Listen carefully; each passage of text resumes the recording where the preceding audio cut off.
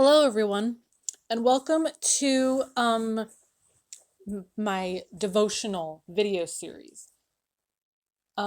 So this time I'm going to be doing my devotional series through the Bible app because last time I did it through a slideshow and I was reading it, but this time I'm going to do it through my phone so you guys can actually see the real thing.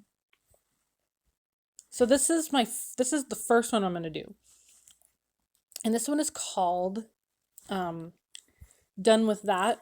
It's a 4-day reading plan where new life begins.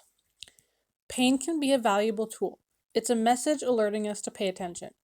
It can be physical pain, but most often it's a painful relationship, habit, memory, or past. If you ignore pain, it can prevent you from living the new life God intends for you. But by acknowledging pain and deciding to do something about it, you can start living and achieving in ways you never could before.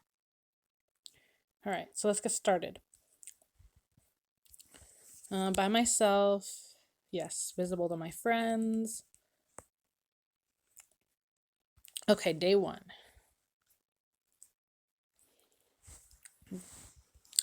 So the good thing about pain. I love golf. I love the thwack sound when my driver hits the ball and the pure joy I feel in those rare times when the ball explodes off the tee 270 yards down the freshly mowed fairway. And we Minnesotians wait 8 long, torturous months for that first swing, which is why I was borderline depressed last spring. After a 120-yard shot into the green with my pitching wedge, I swung, took a divot, and felt a sharp pain shoot up through my shoulder. It hurt like crazy. I finished the round, but I knew something was strained or torn, and this launched a 2-month search for answers. I couldn't bear the thought of being sidelined for a full season. By the end of those 2 months, I have seen 2 doctors, 4 physical trainers, and 1 therapist. I've read a dozen articles, watched 4 videos, and received 15 pages of exercises. I was determined to overcome my problem and resume playing the game of golf as God intended. But that would require leaving my old life, leaving my old exercise routine, my old way of warming up, and even my old way of swinging a golf club. Pain signaled that something was wrong. Pain was the sign that my old way of doing things wasn't working. And if I didn't change, pain would prevent me from living the good life. Pain can be a valuable tool. It's the all-important message alerting us to pay attention so we don't further damage ourselves and others. Without pain, we could even cut, burn, or damage ourselves and not know it. So where do you feel some pain? It could be physical, but most often people suffer from a painful relationship, habit, memory, or past. Whatever the cause, pain can be sharp, sending an immediate message to our brains that something's wrong. Other times, it may be dull, and we simply try to ignore or manage it. Some people try to medicate their pain with escapist habits like excessive working or exercising.